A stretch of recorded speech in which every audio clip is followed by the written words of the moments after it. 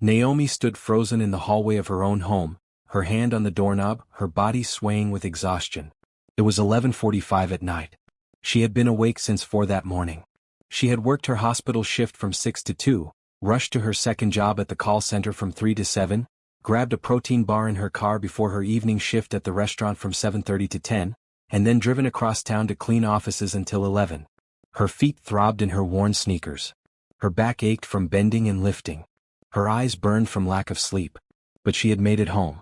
She could shower, maybe eat something, sleep for 4 hours and do it all again tomorrow. Then she heard his voice.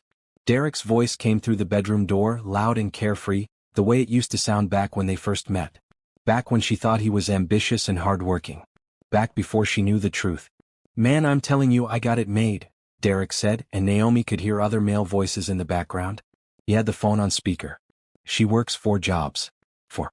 Hospital, call center, restaurant, and cleaning offices at night." The other voices laughed. "And you just sit back?" one of them asked. "Pretty much," Derek said, and Naomi heard him take a sip of something. Probably the expensive whiskey he bought while she drank tap water. "She thinks she's helping us get out of debt together. She thinks we're a team. She thinks if she just works a little harder we'll be okay." "That's cold, man," another voice said, but he was laughing too. "Cold? Nah, that's smart," Derek replied. "I made some bad bets, sure. Got in over my head with some credit cards. But why should I suffer? I got myself a personal slave who thinks she's being a good wife." Naomi's hand slipped off the doorknob. Her purse fell from her shoulder and hit the floor with a soft thud, but the voices inside the room didn't notice. "What about that girl Amber?" someone asked. "She's still around?" "Oh yeah," Derek said, and Naomi could hear the smile in his voice. "Amber doesn't know about the debt situation. She thinks I'm doing well. I take her to nice places, buy her nice things. She's fun, you know? Not exhausted and complaining all the time like Naomi." "You're using Naomi's money to date Amber?" The voice sounded almost impressed. "Where else would I get it?" Derek laughed. "Naomi works so hard she doesn't even check the bank statements anymore. She just deposits her checks and keeps going. I skim off the top for my personal expenses. She thinks every penny goes to bills. She's so tired she doesn't even think straight anymore." Naomi backed away from the door. Her legs felt like water. Her chest felt like someone had reached inside and squeezed her heart until it stopped beating. She walked backward down the hallway, her hand over her mouth to keep from making a sound. 3 years. 3 years she had been working herself into the ground. 3 years since Derek came to her with tears in his eyes, saying he had made mistakes, that he had gambling debts, that he needed her help just this once, that he would never let it happen again. She had believed him. She had loved him. She had promised to stand by him. So she took on a second job. Then a third. Then a fourth. She wore the same 3 outfits over and over because she couldn't afford new clothes. She cut her own hair in the bathroom mirror. She gave up her gym membership, her book club, her Sunday brunches with friends. She stopped visiting her mother because she couldn't afford the gas. She ate ramen and peanut butter sandwiches while Derek ordered takeout. And he had been laughing at her. He had been calling her his slave. He had been using her money to date another woman. Naomi found herself in the kitchen, staring at the sink full of dishes. Derek's dishes. The dishes she would wash before going to bed because he never did them. The dishes that would be dirty again tomorrow because he would eat breakfast and leave the mess for her. Her hands started to shake. Then her arms. Then her whole body. She grabbed the edge of the counter to steady herself. The granite was cold under her fingers. She had picked this granite. When they bought this house 5 years ago, she had spent weeks choosing the perfect color. Charcoal gray with silver flecks. She had been so happy. She had thought they were building a life together. But Derek had been building a prison. And she had been too in love, too trusting, too exhausted to see the bars. Naomi looked around the kitchen. Everything in this house she had paid for. The mortgage, the utilities, the furniture, the food. Everything. Derek's debts ate every penny she made, and somehow there were always more debts. More bills. More emergencies. Except they weren't emergencies. They were Amber. Naomi's phone buzzed in her pocket. A text from the hospital asking if she could pick up an extra shift tomorrow. They were short-staffed. She had already worked 6 days this week. Her body was screaming for rest. But she had bills to pay. Derek's bills. No. The word formed in her mind like a crack of thunder. No. She wasn't going to do this anymore. She didn't know what she was going to do yet, but she knew with absolute certainty that she would never work another day to pay for Derek's lies. She would never let him use her again. She would never be his slave. Naomi picked up her purse from where it had fallen in the hallway. She walked back to the bedroom door. Inside, Derek was still talking, still laughing with his friends about something else now. Sports maybe. Or cars. She didn't care. She didn't open the door. Instead, she walked to the guest room, the room Derek had turned into his office, the room she never entered because he said he needed privacy for work. Except he didn't work. That was another lie. Naomi opened the door and turned on the light. The room was a mess. Clothes on the floor, empty beer bottles on the desk, papers scattered everywhere. She walked to the desk and started opening drawers. She didn't know what she was looking for, but she knew she would find something. In the third drawer, under a stack of old magazines, she found a credit card statement. Then another.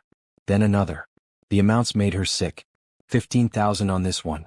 $20,000 on that one. $8,000 on another. And the charges were recent.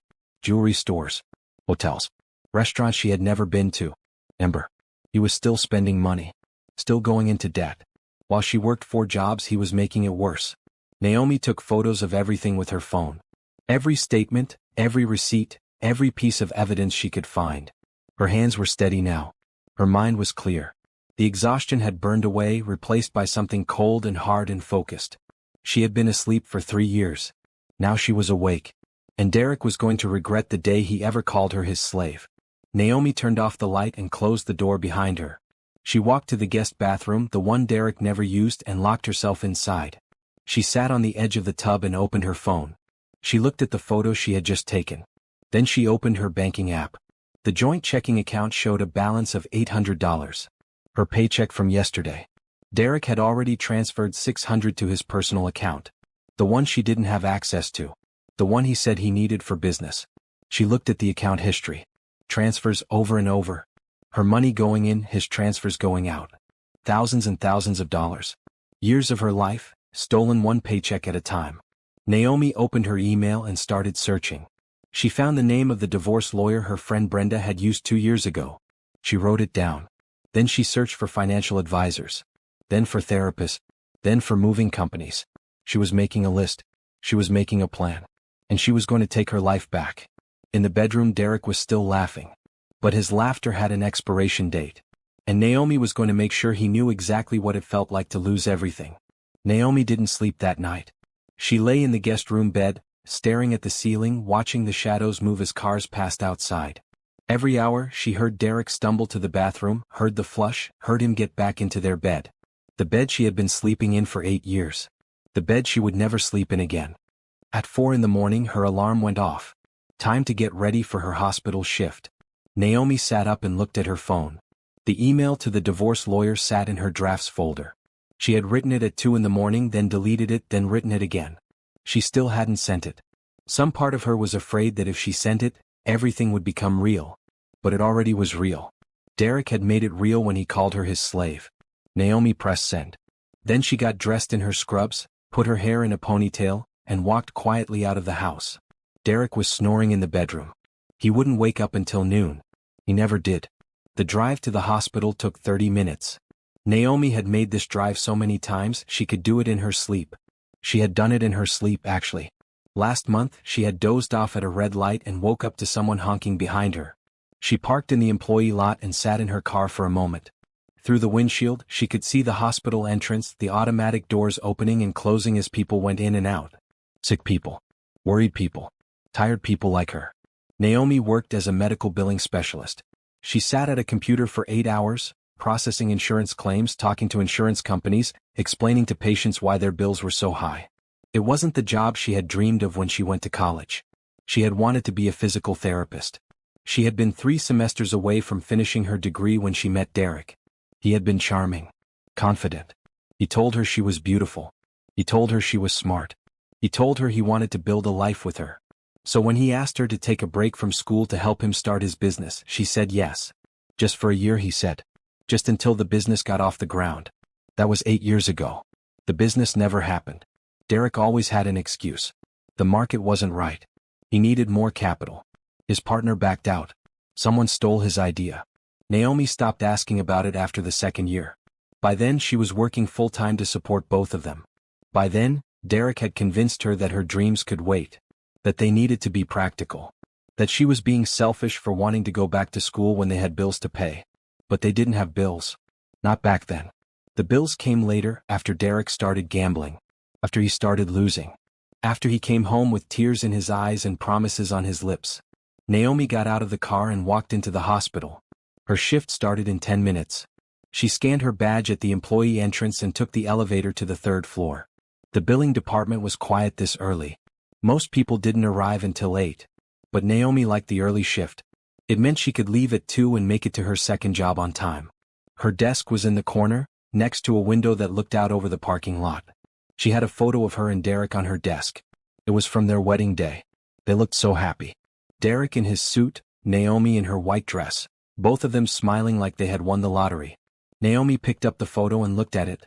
She didn't recognize the woman in the picture. That woman had hope. That woman believed in love. That woman thought marriage meant partnership. She opened her desk drawer and put the photo inside, face down. Then she turned on her computer and got to work. The morning passed in a blur of phone calls and claim forms. At 10, her coworker Brenda stopped by with coffee. "You look terrible," Brenda said, setting the cup on Naomi's desk. "Worse than usual, I mean." Naomi tried to smile. "Thanks. That's exactly what I needed to hear. I'm serious." Brenda pulled up a chair and sat down. She was in her 50s, divorced, with 2 grown kids. She had been working at the hospital for 20 years. "You're going to kill yourself with all these jobs. When's the last time you had a day off?" "I don't know. January?" "Naomi. It's October. I know what month it is." Brenda leaned forward. "Honey, I'm going to say this because I care about you. That man isn't worth it. Whatever debt he got you into, it's not your responsibility to fix. He's my husband. He's a grown man who should be taking care of his own problems." Brenda paused. "Does he even work?" Naomi didn't answer. She couldn't answer. Because the truth was too humiliating. No, Derek didn't work. He hadn't worked in 3 years. He said he was looking for the right opportunity. He said he was too qualified for entry-level positions. He said he was networking. But what he really did was sleep until noon, play video games, go to the gym, and spend Naomi's money on another woman. "I emailed your lawyer," Naomi said quietly. "This morning." Brenda's eyes went wide. "You did?" "I overheard Derek last night, talking to his friends. About me." Naomi's throat tightened. "He called me his personal slave." Brenda didn't say anything. She just reached across the desk and squeezed Naomi's hand. "I'm done," Naomi said. "I'm so done. I just need to figure out how to do this without ending up on the street. Patricia is a good lawyer. She helped me get everything I was entitled to. More than I thought I would get." Brenda squeezed her hand again. "You're going to be okay. Better than okay." "I don't feel okay." "You will. Eventually." Naomi nodded, but she wasn't sure she believed it. She had been not okay for so long she couldn't remember what okay felt like. The rest of the shift dragged. Every time Naomi looked at the clock, only 5 minutes had passed. She processed claims mechanically, her mind somewhere else. Planning. Calculating. Trying to figure out how she was going to survive the next few months. At 2, she clocked out and walked to her car. She had 45 minutes to get across town to the call center. She stopped at a drive-thru and ordered a value meal, eating it in her car at red lights. The call center job was mind-numbing. She sat in a cubicle with a headset, answering calls from angry customers who wanted to know why their internet wasn't working or why their bill was so high. Everyone was angry. Everyone yelled. Naomi spent 4 hours apologizing for things that weren't her fault. At 7, she clocked out and drove to the restaurant. This was the job she hated most. She was a server at a chain restaurant, the kind with too many menu options and appetizers that all tasted the same. She smiled at customers, took orders, brought food, cleaned up spills. Her feet always hurt after this shift. Tonight was no different. A family of 5 left her a $3 tip on a $90 bill. A man at table 7 sent his steak back 3 times. A woman at table 12 asked for 17 different modifications to her salad and then complained that it didn't taste right. At 10, Naomi's shift ended. She changed out of her work clothes in the employee bathroom and drove to her 4th job. The office building was downtown, 12 floors of insurance companies and law firms. Naomi had the key to get in. She cleaned 3 floors every night. Vacuuming, emptying trash, wiping down desks and conference tables. The building was empty except for the security guard at the front desk. He waved at her when she came in.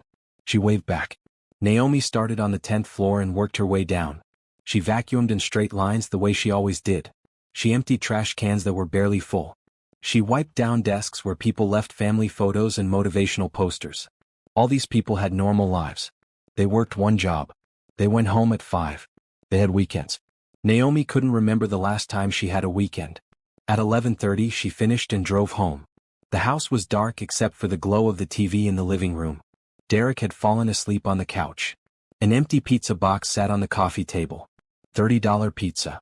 Naomi had eaten a $4 value meal for lunch. She walked past him to the guest room. Her phone buzzed. An email from Patricia, the lawyer. I received your message. I have availability tomorrow at 9 if you can make it. We should talk as soon as possible. Naomi looked at her schedule. She was supposed to work the hospital shift from 6 to 2. But she had to do this. She had to start somewhere. She emailed back, I'll be there. Then she set her alarm for 5 and lay down on the guest room bed. She was still in her work clothes. She was too tired to change. In the living room, Derek snored. Naomi closed her eyes and thought about the woman in the wedding photo. The woman who had believed in happy endings. That woman was gone. But maybe, just maybe, a stronger woman was taking her place. Naomi woke up at 5 and called in sick to the hospital for the first time in 18 months. The guilt sat in her stomach like a rock, but she pushed it down. She had to do this. She had to put herself first for once. She showered quickly and quietly, then dressed in the only professional outfit she owned that still fit. A black blazer and pants that she had bought for a job interview years ago. She checked herself in the mirror. She looked tired. There were dark circles under her eyes that makeup couldn't hide. But she looked determined. Derek was still asleep when she left the house. Patricia's office was in a modern building near downtown. Naomi sat in the waiting room, her hands folded in her lap, trying not to think about all the things she should be doing instead. The hospital shift she had abandoned. The bills coming due. The debt that never seemed to shrink. Naomi? A woman in her 40s stepped into the waiting room. She had short gray hair and kind eyes. I'm Patricia. Come on back. Naomi followed her to a small office with a desk and 2 chairs. The walls were covered with diplomas and certificates. There was a photo of Patricia with 2 teenagers, both smiling. So, Patricia said, settling into her chair. Tell me what's going on. Naomi told her everything. The 4 jobs. The debt that Derek had created. The overheard conversation. The mistress. The money he had been stealing. Her voice shook at first but grew steadier as she talked. Patricia listened without interrupting. She took notes on a legal pad. When Naomi finished, Patricia set down her pen and looked at her directly. First thing, Patricia said. None of this is your fault. You understand that? Naomi nodded, but she wasn't sure she believed it. Second thing. You're in a better position than you think. Did Derek tell you these were joint debts? He said we needed to pay them together. That we were a team. But did you sign anything? Credit card applications, loan documents, anything like that? Naomi thought back. No. He said he would handle the paperwork. Patricia smiled. Then legally those debts are his. Not yours. Gambling debts especially. If you can prove you didn't consent to them, you're not responsible. Really? Really? And if he's been taking money from joint accounts without your knowledge to support an affair, that's financial infidelity. We can use that in the divorce. Divorce. The word hung in the air. Naomi had been married for 8 years. She had promised forever. But forever couldn't include being someone's slave. What do I do now? Naomi asked. Patricia pulled out a checklist. First, you separate your finances. Open a new bank account in your name only. Start depositing your paychecks there. Don't tell Derek. Won't he notice? Probably. But by the time he does, you'll be ready. Patricia continued. Second, you gather evidence. Every text message, every receipt, every bank statement. Document everything. Times, dates, amounts. The more evidence you have, the better. I took photos last night. Of credit card statements I found in his office. Good. Keep doing that. But be careful. Don't let him catch you. What if he gets angry? What if he tries to stop me? Patricia's expression turned serious. Do you feel safe in your home? Naomi thought about it. Derek had never hit her. He had never threatened her. But he had manipulated her. He had lied to her. He had used her. I don't know, she admitted. If at any point you feel unsafe, you leave. You go to a friend's house, a hotel, anywhere. Your safety is more important than anything else. Patricia wrote something on a business card and handed it to Naomi. This is my cell number. You can call me anytime. Naomi took the card. Her hand was shaking again. How long will this take? She asked. Depends on how cooperative Derek is. If he fights, it could take months. If he agrees to settle, could be faster. But Naomi, you need to prepare yourself. This is going to be hard. He's going to be angry. He's going to try to manipulate you. He might promise to change. He might cry. He might blame you. I know. Do you? Because from what you've told me, you've spent 3 years believing his lies. It's easy to fall back into old patterns when someone you love is hurting. I don't love him anymore, Naomi said, and realized it was true. I don't think I have for a long time. Patricia nodded. Then you're already halfway there. The meeting lasted an hour. When Naomi left, she had a plan. Step-by-step instructions on how to take her life back. It felt overwhelming, but it also felt possible. She sat in her car and opened her banking app. She found the nearest branch and drove there. 20 minutes later, she had a new checking account and savings account in her name only. She transferred the $800 from the joint account into her new account. It wasn't much, but it was a start. Then she drove to the call center for her afternoon shift. The day passed in a blur. Angry customers. Complicated problems. The same scripts over and over. But Naomi's mind was somewhere else. She was making lists. Things to do. Things to gather. Places she could stay if she needed to leave quickly. At 7 she went to the restaurant. The dinner rush was brutal. Every table was full. The kitchen was backed up. Orders were coming out wrong. Naomi ran back and forth, apologizing, fixing mistakes that weren't her fault, smiling even though her feet were screaming. At 10 she clocked out. She should have gone to the cleaning job, but she couldn't. Her body had hit its limit. She texted her supervisor that she had a family emergency and couldn't make it tonight. Then she drove home. Derek's car was in the driveway. The house was lit up. Naomi sat in her car for a long moment, gathering her courage. She had to go inside. She had to pretend everything was normal. She couldn't let Derek know that anything had changed. She put on her mask and walked through the front door. Derek was in the kitchen making himself a sandwich. He looked up when she came in. Hey babe, he said, smiling. You're home early. I got off early from the cleaning job, Naomi lied. They didn't need me tonight. Cool. You want a sandwich? She almost laughed. He was offering her a sandwich made with groceries she had bought with money she had earned. How generous. No thanks. I ate at the restaurant. Okay. He took a bite of his sandwich.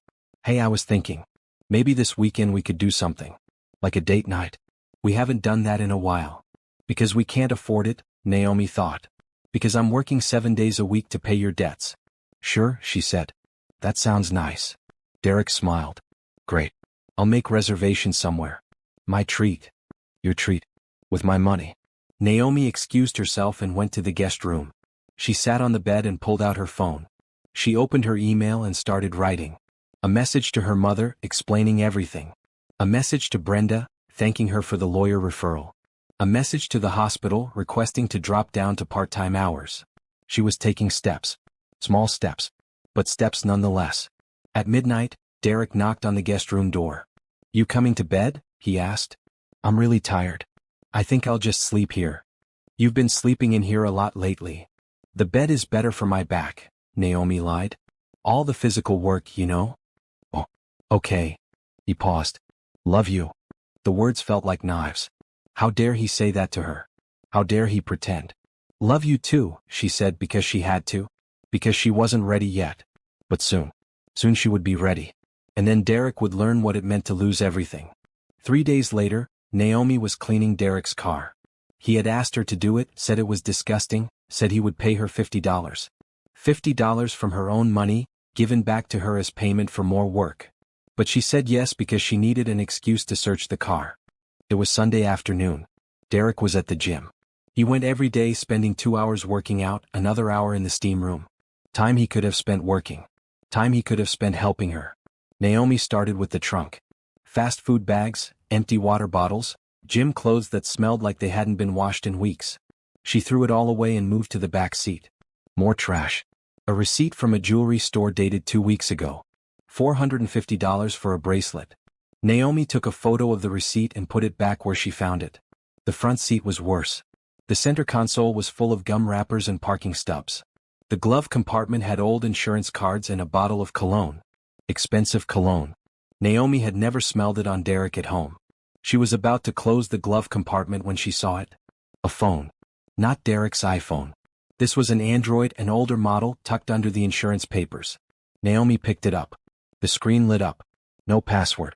Just a home screen with a few apps. She opened the messages. The most recent conversation was with A, and the messages made Naomi's stomach turn. A, miss you already, baby? Derek, miss you too. Counting down until Friday. A, what time can you get away? Derek, noon. I'll tell her I have a job interview. A, oh, you're terrible. What if she actually believes you? Derek, she always does. She's too tired to question anything. A, poor thing. Working all those jobs. Derek, I know, right? But it keeps her busy. And it keeps money coming in. A, you're going to hell. Derek, worth it if I get to see you. Naomi scrolled up. Weeks of messages. Months. They had been together for 2 years, just like the earlier texts indicated. They met at a bar. Derek told Amber he was an entrepreneur. He told her he was successful. He told her he was separated from his wife. All lies. But Amber believed them. Naomi kept scrolling. She found photos. Derek and Amber at restaurants. Derek and Amber at the beach. Derek and Amber in hotel rooms. In some photos, Amber was wearing jewelry. Expensive jewelry. The same jewelry from the receipts Naomi had found. Amber was young. Mid-20s maybe. She had long red hair and a bright smile. She looked happy. She looked like someone who thought her life was going exactly the way it should. She had no idea she was dating a liar who funded their relationship with his wife's money. Naomi took photos of everything. Every message. Every photo. Every piece of evidence. Then she put the phone back exactly where she found it and continued cleaning the car. Her hands were shaking. Her chest felt tight. But she kept working. She vacuumed the seats. She wiped down the dashboard. She cleaned the windows. By the time Derek got home from the gym, the car looked brand new. Wow, he said, walking around it. This looks amazing. Thanks, babe. No problem, Naomi said. He pulled out his wallet and handed her 2 20s and a 10. Here. For all your hard work. Naomi took the money. Her money. Given back to her like a tip. Thanks, she said. Derek went inside to shower. Naomi sat in her own car and looked at the photos on her phone. Message after message of Derek and Amber planning their future. A future that included Naomi's money but not Naomi. She thought about confronting him. Walking into the house and throwing the phone at him. Screaming. Demanding answers. But that wasn't the plan. Patricia had been clear. Gather evidence. Separate finances. Make a strategy. Then strike. Naomi opened her new banking app. She had been depositing her paychecks into her new account for 3 days now. She had $1,100 saved. It wasn't much, but it was growing. She had also made an appointment to see a therapist. First session was tomorrow. Patricia had recommended her, a woman who specialized in financial abuse and manipulation. Financial abuse. That's what this was. Naomi had looked it up. The patterns were all there. Derek controlling the money. Derek creating debt. Derek isolating Naomi through exhaustion. Derek making her believe she was responsible for his problems. Classic abuse. And Naomi had fallen for it completely. Her phone buzzed. A text from Derek. What do you want for dinner? I'm thinking pizza again. Pizza he would order with her money while she ate leftovers. Naomi texted back, whatever you want. Then she opened her photos and looked at the pictures from Derek's secret phone again. She studied Amber's face. The woman looked so happy. So carefree. Did Amber know about the debt? Did she know Derek didn't work? Did she know he had a wife at home working herself to death? No. Amber thought Derek was successful. Amber thought Derek had money. Amber thought she had won some kind of prize. Naomi felt a flicker of something like pity. Amber was being lied to just as much as Naomi had been. Maybe not in the same way, but lied to nonetheless. But Naomi wasn't going to warn her. Wasn't going to reach out. Wasn't going to help. Amber had made her choices. She had chosen to be with a man who said he was separated. She had chosen to accept expensive gifts without questioning where the money came from. She had chosen to laugh about Naomi's exhaustion. And soon, Amber would face the consequences of those choices. Because when Naomi left, when she stopped paying Derek's bills, the money would dry up. The nice dinners would stop. The jewelry would stop. And Derek would have to tell Amber the truth. That he was broke. That he was in debt. That he had been using his wife to fund their relationship. Naomi wondered how long Amber would stick around after that. Not long, she suspected. Derek came back outside, his hair wet from the shower. Pizza should be here in 30 minutes. You want to watch a movie? Sure, Naomi said. She got out of her car and followed him inside. They sat on the couch together. Derek picked some action movie. Naomi pretended to watch, but she wasn't paying attention. She was thinking about her plan. About the evidence she had gathered. About the new bank account. About the therapist appointment tomorrow. She was thinking about freedom. Halfway through the movie, Derek put his arm around her. The gesture felt wrong. Invasive. Like he had no right to touch her anymore. But Naomi didn't pull away. Not yet. Soon, she told herself. Very soon. When the pizza arrived, Derek paid with cash. Naomi's cash from the joint account he still had access to. She ate 1 slice. Derek ate 6. At 11, Naomi said she was tired and went to the guest room. She locked the door and sat on the bed with her phone. She looked at the photos from Derek's secret phone one more time. Then she sent them all to Patricia with a message. More evidence. Found his phone. He's been planning meetups with her during times he told me he had job interviews. Patricia responded immediately. This is excellent. Keep it safe. Don't confront him yet. Naomi set her phone down and lay back on the bed. She stared at the ceiling and listened to the TV in the living room. Derek was still watching movies. Still living his comfortable life. But his time was running out. And he had no idea the storm that was coming. The therapist's office smelled like lavender. Soft music played from hidden speakers. The woman behind the desk was in her 50s with kind eyes and a calm voice. I'm Dr. Helen, she said. Patricia told me a little bit about your situation. But I'd like to hear it from you. Naomi had thought she would feel embarrassed talking to a stranger about her marriage.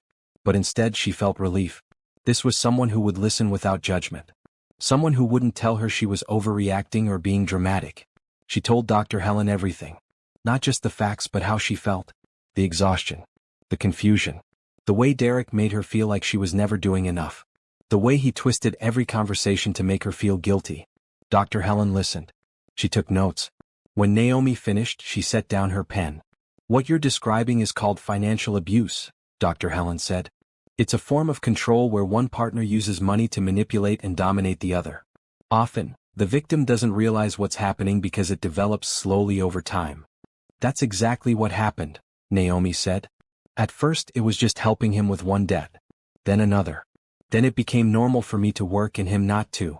And he isolated you through exhaustion. When you're working 4 jobs, you don't have time to think clearly. You don't have time to question what's happening.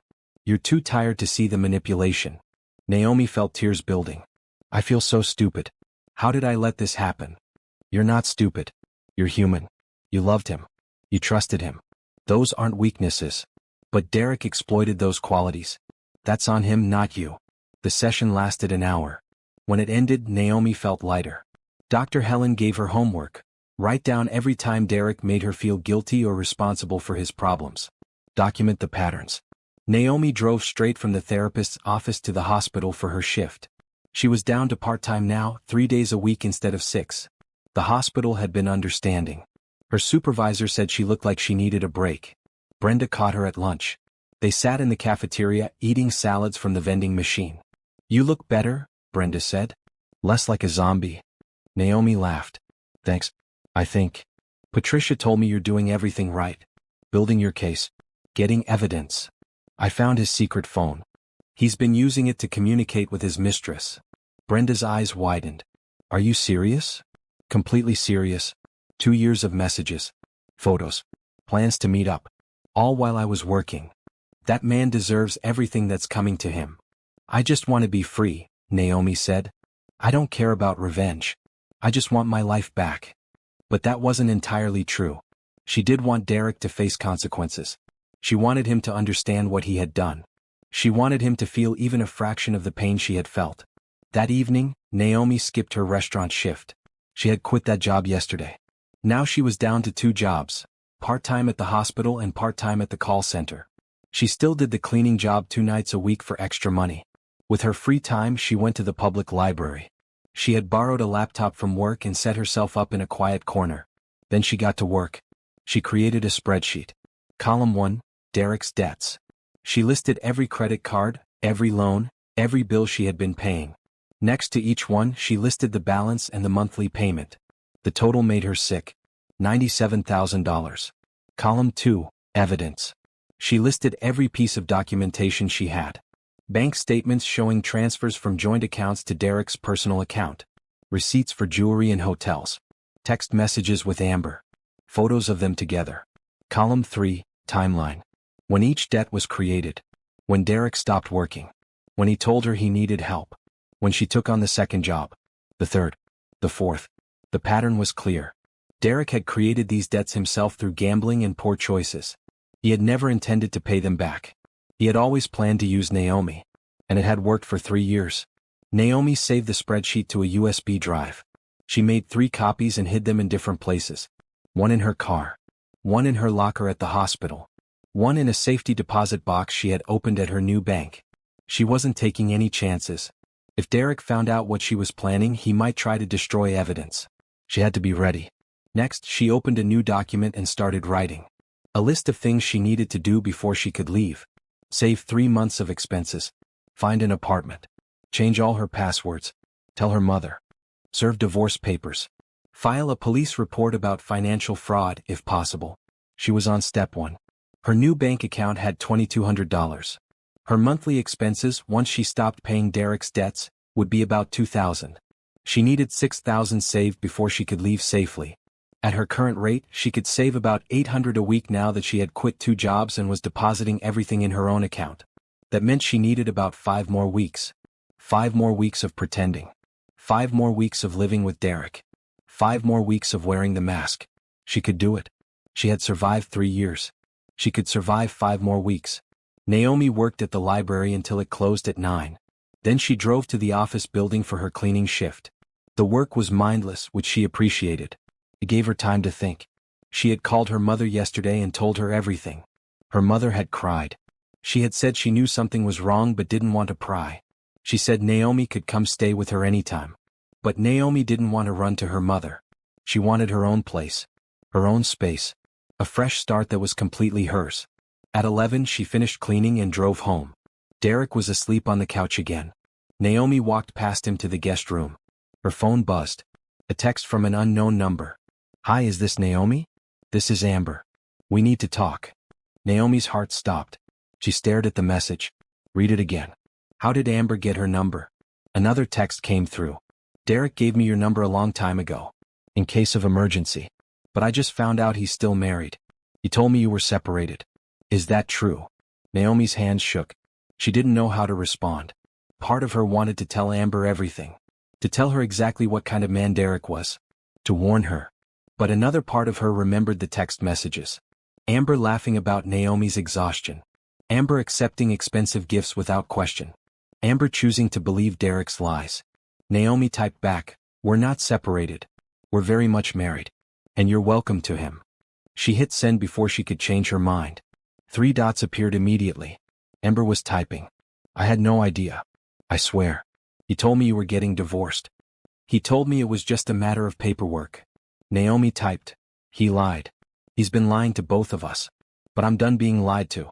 If you want to stay with him, that's your choice. But know that he has no money. He has no job. And he has $97,000 in debt that I've been paying off. When I leave, that debt becomes his problem.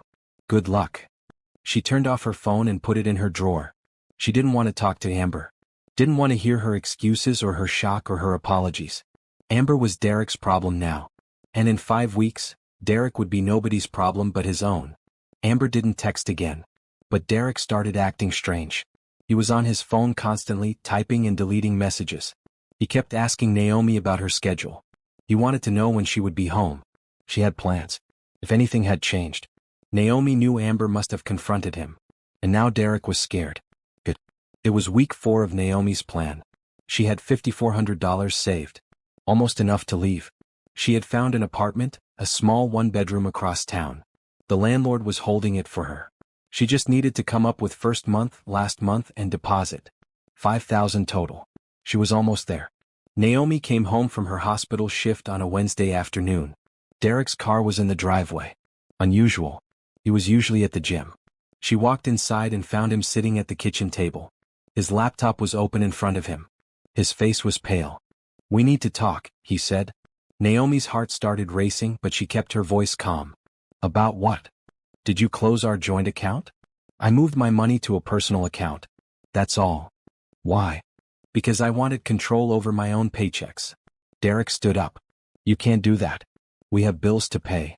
You have bills to pay, Naomi corrected. Those are your debts, not mine.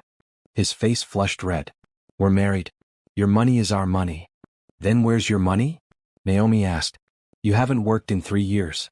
I've been supporting you. I've been paying your debts. And you've been spending my money on your mistress. Derek went very still. What are you talking about? Amber. I know all about Amber. Who told you? His voice was sharp. Does it matter? I know. I have proof. Text messages, photos, receipts. 2 years of evidence. Derek sat back down.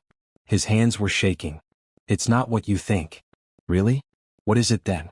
Because from where I'm standing, you convinced me to work 4 jobs to pay off your gambling debts while you sat home and spent my money on another woman. What part of that am I misunderstanding? I was going to end it with her. I swear. It didn't mean anything. You're right. It didn't mean anything. Because I'm done. Naomi pulled an envelope from her purse and placed it on the table. These are divorce papers. You've been served. Derek stared at the envelope like it might explode. You can't be serious. I've never been more serious about anything in my life. Naomi, please. Let me explain. Let me fix this. You can't fix this. You broke us 3 years ago when you decided I was worth more as a worker than as a wife. I never said that. You said it to your friends. I heard you. You called me your personal slave. Derek's face went white. You heard that? I heard everything. And I'm done being your slave. Naomi turned and walked to the guest room. She had already packed her essential belongings. 1 suitcase. That's all she needed for now. She could get the rest later with a police escort if necessary. Derek followed her. Where are you going? Somewhere you're not. This is my house too. Actually, it's not. Your name isn't on the mortgage. Mine is. I've been paying it for 5 years. According to my lawyer, you have 30 days to move out. You can't kick me out of my own home. It's not your home. It never was. You just lived here while I paid all the bills. Naomi grabbed her suitcase and walked to the front door. Derek grabbed her arm. Don't touch me, she said, her voice cold. He let go immediately. Naomi, please. Don't do this. I love you. You don't love me. You love my paycheck. But that's over now. She walked out the door and loaded her suitcase into her car. Derek stood in the doorway watching. He looked lost. Like he couldn't understand how his perfect setup had fallen apart. Naomi got in her car and drove away. She drove to her mother's house and sat in the driveway for a long moment. Then she called Patricia. It's done, she said. I served him. I left. How do you feel? Terrified. Relieved. Free. Naomi laughed. It sounded slightly hysterical. Is that normal? Completely normal. Are you safe?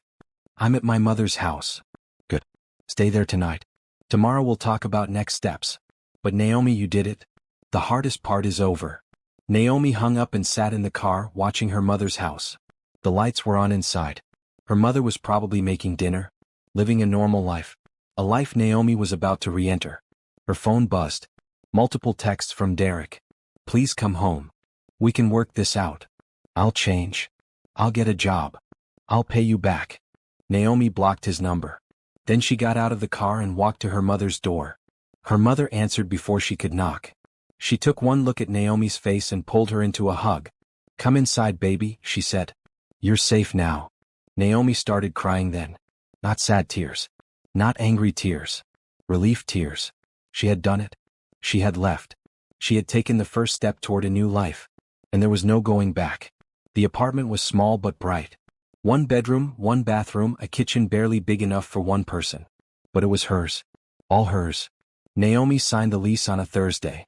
She moved in on Friday with help from her mother and Brenda. She didn't have much. The suitcase she had packed. Some kitchen supplies her mother donated. A mattress she bought on sale. A few dishes from the thrift store. But it was enough. She set up her laptop on the kitchen counter and checked her email. Patricia had sent an update. Derek had 30 days to respond to the divorce papers. If he didn't respond, the divorce would go through automatically. If he did respond, they would negotiate terms. Either way, Naomi was getting divorced. There was another email from the hospital. They wanted to know if she was interested in going full-time again. One of the managers had been impressed with her work. They were offering her a position in administration. Better pay.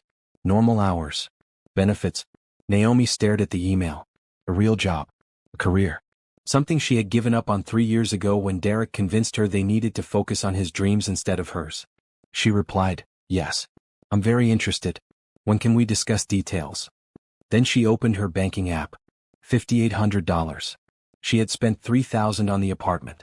That left $2,800. Enough for a couple months of expenses if she was careful. But she wasn't scared. For the first time in 3 years she could see a path forward.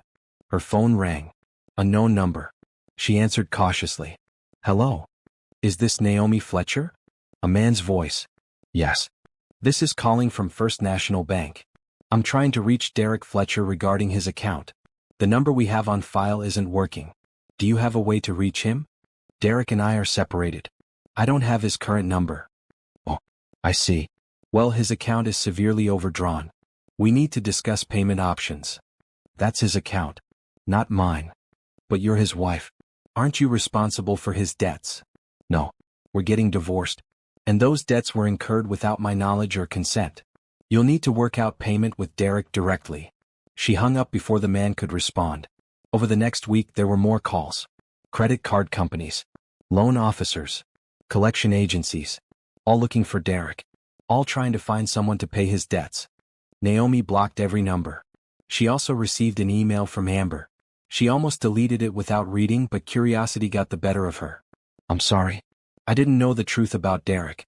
I broke up with him when I found out he lied about everything. He's been calling me nonstop, asking for money. I thought you should know he's desperate. Be careful. Naomi didn't respond. But she forwarded the email to Patricia with a note. More evidence of his character. 2 weeks after Naomi left, Derek showed up at her apartment. She was making dinner when she heard the knock. She looked through the peephole and saw him standing there. He looked terrible. Unshaven, wearing clothes that hadn't been washed, dark circles under his eyes. She opened the door but left the chain on. What do you want? We need to talk, Derek said. We have nothing to talk about. Everything goes through my lawyer now. I can't afford a lawyer. I can't afford anything. The creditors are calling constantly. They want $50,000 immediately or they're taking legal action. That's your problem. It's both our problem. We're still married. Not for long. And those are your debts. Not mine. Derek ran his hand through his hair. He looked panicked. Naomi, please. I know I messed up. I know I hurt you. But I need help. You need help? That's rich. I worked 4 jobs for 3 years trying to help you. And you called me your slave. I didn't mean it like that. How did you mean it then? Derek didn't answer. That's what I thought, Naomi said. Goodbye, Derek. She closed the door. He knocked again. Naomi. Naomi, please. I'm going to lose the house. The house is in my name. My lawyer is handling it. You have 2 weeks to move out or you'll be evicted. Where am I supposed to go? I don't know. Figure it out. You're good at making other people solve your problems. Time to solve your own. She walked away from the door. Derek kept knocking for 10 more minutes. Then he finally left. Naomi sat on her mattress and realized she was shaking. Not from fear. From anger. How dare he show up here? How dare he ask for her help after everything? But she also felt proud. She had held her ground. She hadn't let him manipulate her. She hadn't fallen for his sob story. She was done being his solution. 3 weeks after Naomi left, Patricia called with an update. Derek responded to the divorce papers, she said. He's requesting spousal support. Naomi laughed.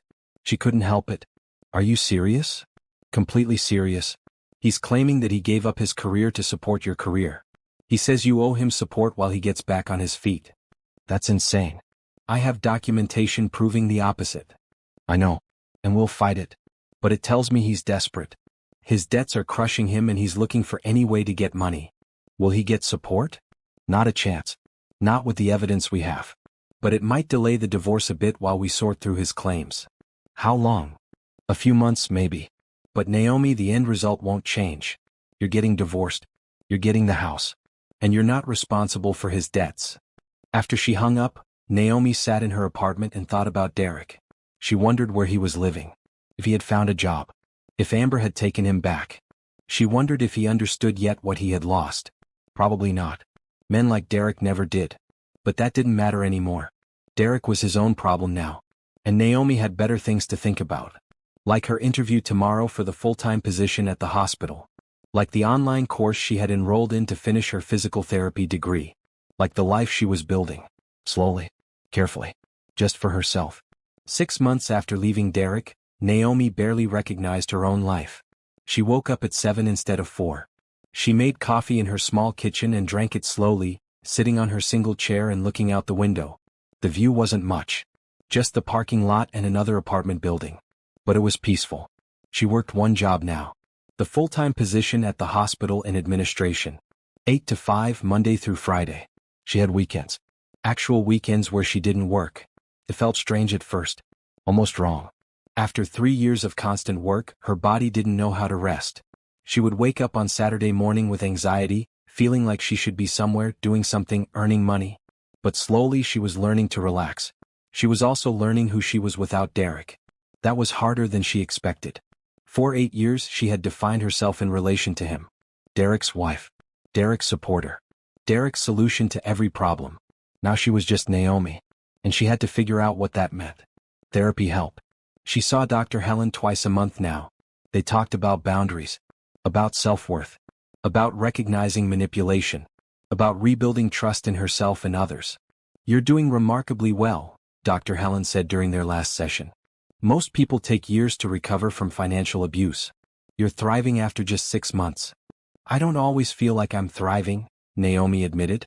"Sometimes I feel angry. Like I wasted 3 years of my life." "You didn't waste them. You learned from them. You know now what you won't accept. You know your own strength. Those are valuable lessons." Naomi nodded, but the anger was still there sometimes. Late at night, when she was alone, she would think about everything Derek had taken from her. Time, money, dreams. But then she would think about what she had gained. Freedom, independence, herself. And the anger would fade a little. The divorce was finalized in March. Derek had tried to fight it, but his arguments fell apart under scrutiny. Patricia had presented the evidence. Bank statements, text messages, testimony from Brenda and Naomi's mother. The judge ruled quickly. Divorce granted. No spousal support for Derek. The house went to Naomi. Derek's debts remained his alone. Naomi sold the house 2 weeks later. She didn't want it. Too many memories. Too many reminders of who she used to be. She made a profit of $40,000 after paying off her small remaining debts. She put half in savings. Used the other half to pay for her online courses and buy a reliable car. The old car, the one that had driven her to 4 jobs every day, she donated. She didn't want it either. Everything from her old life she was leaving behind. In April, Naomi enrolled in a full physical therapy program at the community college. Evening classes twice a week. She could work during the day and study at night. It would take 3 years to finish. But she had time now. She had energy now. She could do this. Her mother came to visit one Sunday and brought lunch. They ate on Naomi's small couch, the TV playing in the background. "You look happy," her mother said. "I am. Most days. I'm proud of you. I know I should have said something years ago, when I saw how tired you were, how thin you were getting. But I didn't want to interfere in your marriage." "It's okay, Mom. I wouldn't have listened anyway. I had to figure it out myself. Still, I'm your mother. I should have done more." Naomi squeezed her hand. "You're doing more now. That's what matters." In May, Brenda invited Naomi to a cookout at her house. "My son is bringing some friends. One of them is single. Nice guy. Accountant." Naomi almost said no. She wasn't ready to date. Wasn't ready to trust someone new. But then she thought about Dr. Helen's words, healing doesn't mean hiding. It means learning to live again. So she went to the cookout. Brenda's son's friend was named Isaiah. He was tall with an easy smile. He worked as an accountant at a nonprofit. He asked Naomi about her job, her studies, her interests. He listened when she talked. Really listened. "So what do you do for fun?" he asked. Naomi realized she didn't know. She had spent so many years working she had forgotten what fun was. "I'm still figuring that out," she admitted. Isaiah smiled. "That's fair. Tell you what. There's a food festival downtown next Saturday. Want to go? We can try new things and see what you like." Naomi hesitated. Then she thought about Derek. About how he never asked what she wanted to do. How he made all the decisions. Isaiah was offering her a choice. Not deciding for her. Asking. "Sure," she said. "That sounds nice." The food festival was fun. They tried Thai food, Mexican food, soul food, Greek food. They walked around talking about everything and nothing. Isaiah told her about his family, his job, his dream of traveling to Japan someday. He asked Naomi about her dreams. "I want to be a physical therapist," she said. "I want to help people recover from injuries, build strength, get back to their lives." "That's beautiful," Isaiah said. "Why physical therapy?" "Because I know what it's like to be broken," Naomi said. "And I know what it takes to heal. I want to help other people find that strength." Isaiah looked at her with something like admiration. "I think you're going to be amazing at it." They went on a second date. Then a third. Then it became a regular thing.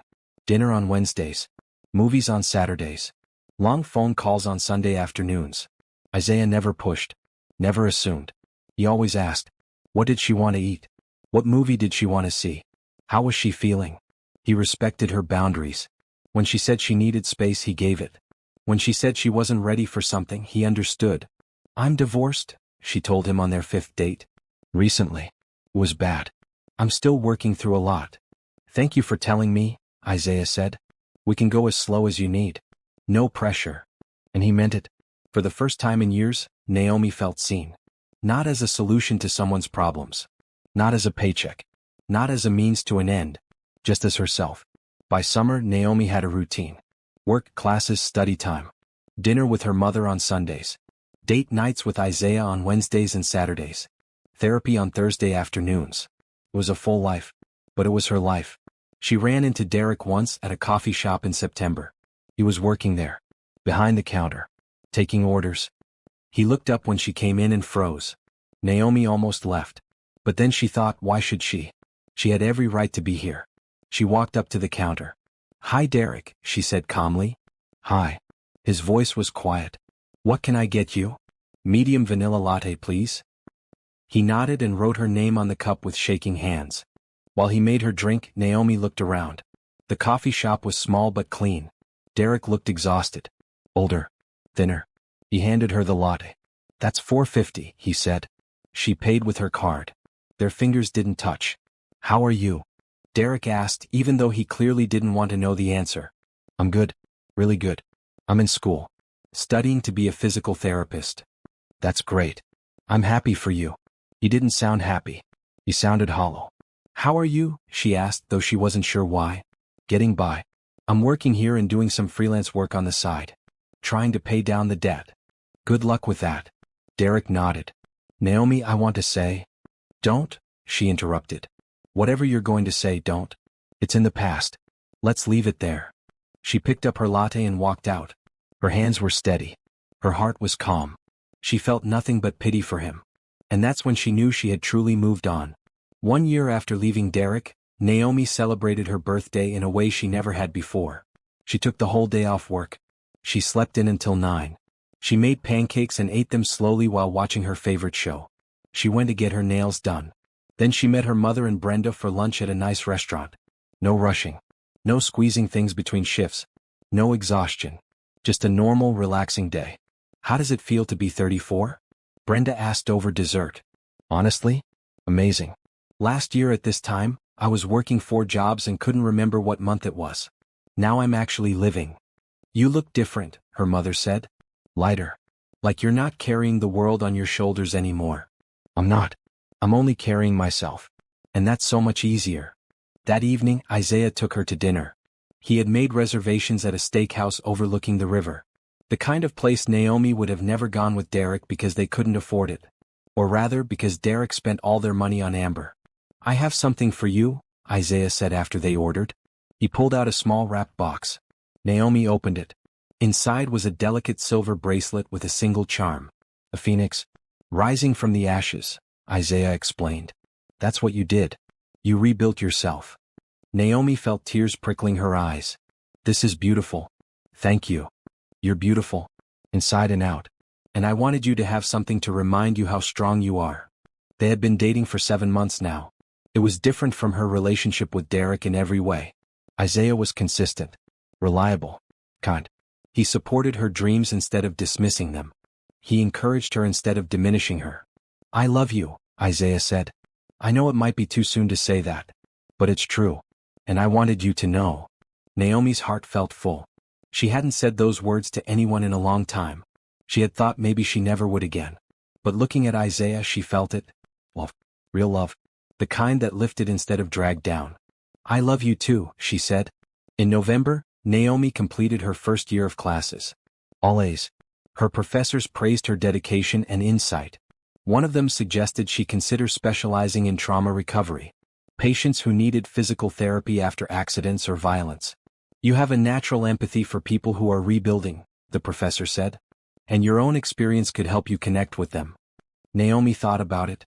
She knew what it was like to rebuild. To start from nothing. To fight for every inch of progress. Maybe she could help others do the same. She signed up for additional coursework in trauma-informed care.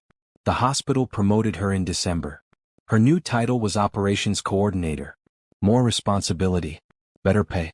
Her own office with a window. She sat at her new desk and looked around. Diplomas on the wall. Photos of her mother, Brenda, Isaiah. A calendar with her class schedule marked in neat rows. This was success. Not the fake success Derek had promised. Not the exhausting treadmill of trying to fix someone else's mistakes. Real success. Built by her. For her. In January, Naomi moved to a bigger apartment. 2 bedrooms this time. She turned the second bedroom into a study. Desk, bookshelf, comfortable chair. A place to do her homework. A place to think. Isaiah helped her move. So did Brenda and her mother. They ordered pizza and laughed while unpacking boxes. Remember when all you had was one suitcase? Brenda said. And a mattress on the floor, Naomi added. I've come a long way. You've come exactly as far as you needed to, her mother said. That night, after everyone left, Naomi stood in her new apartment and looked around. It wasn't fancy. It wasn't big. But it was hers. Every piece of furniture she had chosen. Every decoration she had placed. Every bill she paid with money she earned at a job she liked. No one was stealing from her. No one was using her. No one was calling her a slave. She was free. And freedom was worth more than anything. In February, Naomi ran into Amber at the grocery store. She recognized her immediately from the photos. Red hair, though shorter now. She looked tired. Worn down. Amber saw Naomi and froze. Hi, Amber said quietly. Naomi nodded. Hi. I want to apologize, Amber said. For everything. I didn't know he was married. I mean, he said you were separated, but I should have questioned it more. I should have been smarter. Yes, you should have, Naomi said. Not mean. Just honest. He lied to me too. About everything. His job. His money. His life. When you left, everything fell apart. He came to me begging for money. I almost gave it to him because I felt sorry for him. But then I realized he would just keep taking. That's what he does, Naomi said. I broke up with him. Blocked his number. I haven't talked to him in months. Naomi shrugged. That's between you and him. I know. I just wanted you to know that I'm sorry. Not that it changes anything. But I am. Naomi studied her. Amber looked genuine. Regretful. Okay, Naomi said. Apology heard. Are you happy now? Amber asked. After leaving him? Very happy. Amber nodded slowly. Good. You deserve that. They went their separate ways. Naomi didn't feel angry at Amber anymore. Didn't feel anything really. Amber was just another person Derek had used. Another victim of his manipulation. The difference was Naomi had escaped. And now she was thriving. 2 years after leaving Derek, Naomi got her physical therapy license. She walked across the stage at graduation, accepted her diploma, and looked out at the audience. Her mother was crying. Brenda was cheering. Isaiah was beaming with pride. This was the moment Naomi had dreamed of 10 years ago. The moment Derek had convinced her to postpone. The moment she had thought she would never reach. But she had reached it. On her own terms. In her own time. She had done it. After graduation, there was a party at her mother's house. Friends from the hospital, classmates, people who had supported her journey. They ate cake and took photos and talked about the future. What's next? Someone asked. I have interviews at 3 hospitals, Naomi said. And one at a rehabilitation center that specializes in trauma recovery. That's the one I really want. You'll get it, Isaiah said confidently. You're the best candidate they'll interview. He was right. 2 weeks later, Naomi accepted a position at Phoenix Rehabilitation Center. The name felt like fate. Phoenix, rising from the ashes. Her first day she met her patients. People recovering from car accidents. From falls. From violence. People who had been broken and were learning to be whole again. She understood them completely. Physical therapy isn't just about healing your body, she told them. It's about rebuilding your strength, your confidence, your belief that you can do hard things. Because you can. I know you can. She was good at her job. Her patients responded to her. They trusted her. They worked hard because she made them believe in themselves. In May, Naomi bought a house. A small 3-bedroom in a quiet neighborhood. It had a yard and a porch and bright windows that let in lots of light. She stood in the empty living room and remembered the house she had shared with Derek. How she had paid every bill while he lived free. How she had sacrificed everything to keep them afloat. This house was different. This house was hers alone. Bought with money she earned. Paid for with her own credit. No one could take it from her. No one could claim they were entitled to it. Isaiah helped her pick out furniture. They spent weekends at antique stores and thrift shops, finding pieces with character. A dining table. A couch. Bookshelves for all the books she was finally reading again. Move in with me, Naomi said one Sunday while they were painting the bedroom. Isaiah paused, paintbrush in hand. Are you sure? I'm sure. I love you. I trust you. And I want to build a life with you. What about taking things slow? It's been 2 years. That's slow enough. Naomi smiled. Besides, you're already here every weekend anyway. Might as well make it official. Isaiah set down the paintbrush and kissed her. Yes. Absolutely yes. He moved in 2 weeks later. Unlike Derek, he brought his own furniture. His own dishes. His own money. He paid half the mortgage. Half the utilities. Half the groceries. He was a partner. A real partner. Not someone Naomi had to carry. In July, Naomi was promoted to senior physical therapist. She was asked to mentor new graduates. To train them. To pass on what she had learned. You have a special gift, her supervisor said. Patients respond to you. They push themselves harder with you than with anyone else. We need more therapists like you. Naomi thought about Derek. About how he had made her feel worthless. About how he had told his friends she was his slave. If he could see her now, what would he think? Not that it mattered. His opinion didn't matter anymore. In August, Naomi ran into Derek for the last time. She was at the mall with her mother, shopping for furniture for her home office. They were passing the food court when she saw him. He was sitting alone at a table eating cheap fast food, staring at his phone. He looked up and their eyes met. Naomi saw him hesitate. Saw him debate whether to approach. Then he stood up and walked over. Naomi, he said. Hi. Hi, Derek. You look great. Really great. Thank you. I heard you bought a house. And that you're a physical therapist now. Yes, I am. He nodded. That's amazing. I'm happy for you. What about you?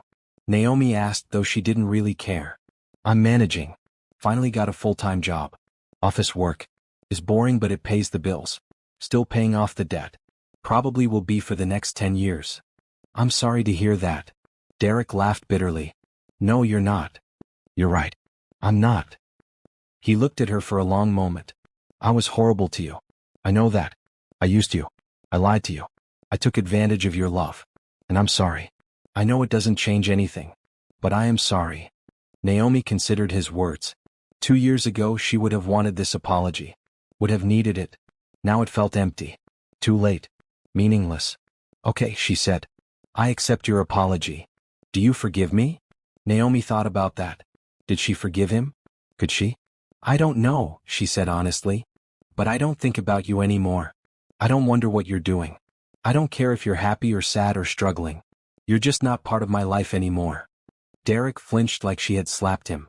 I think that's worse than hate, he said quietly. Maybe. But it's the truth. I guess I deserve that. You do. Derek nodded. For what it's worth, I'm glad you're happy. You deserve to be happy. You always did. Yes, I did. I just wish I had realized it sooner. Naomi walked away then. She didn't look back. Her mother caught up with her. Are you okay? I'm perfect, Naomi said. And she meant it. That evening she and Isaiah sat on their porch watching the sunset. The sky was pink and orange and purple. Beautiful. I saw Derek today, Naomi said. How did that go? It was fine. Anticlimactic, actually. He apologized. I accepted. We both moved on. Do you feel closure? Naomi thought about it. I don't need closure from him. I already have closure. I have my life, my career, my home. That's all the closure I need. Isaiah squeezed her hand. Have I told you lately that you're amazing? You have. But I don't mind hearing it again. You're amazing. You're strong. You're brilliant. And I'm lucky to be with you. Naomi smiled. I'm lucky too. In October, Naomi celebrated her 36th birthday. They threw a party in her backyard. Friends, family, co-workers. Everyone she cared about. Brenda brought champagne. A toast, she said, raising her glass. To Naomi, who went from working 4 jobs and living in hell to being the most successful person I know. You did that. Yeah. And we're all so proud. Everyone cheered. Naomi looked around at the faces. People who loved her. People who supported her. People who had watched her transformation and cheered her on. 2 years ago she had been broken. Exhausted. Lost. Now she was whole. Thank you, she said. All of you. For believing in me. For standing by me. For reminding me that I was worth more than I thought I was. Her mother wiped tears from her eyes. You were always worth everything, baby. You just needed to see it yourself. That night, after everyone left, Naomi sat on her porch with Isaiah. They didn't talk. They just sat together, comfortable in the silence. Naomi thought about the woman she had been. The woman who worked 4 jobs. The woman who believed she was responsible for her husband's mistakes. The woman who overheard him call her his slave. That woman was gone. In her place was someone stronger. Someone who knew her worth. Someone who wouldn't accept anything less than she deserved. Naomi had wanted revenge once. Had wanted Derek to suffer the way she had suffered. But now she realized this was better than revenge. This was victory. Not over Derek. Over the life that had tried to break her. She had survived. She had rebuilt. She had thrived. And that was the greatest victory of all.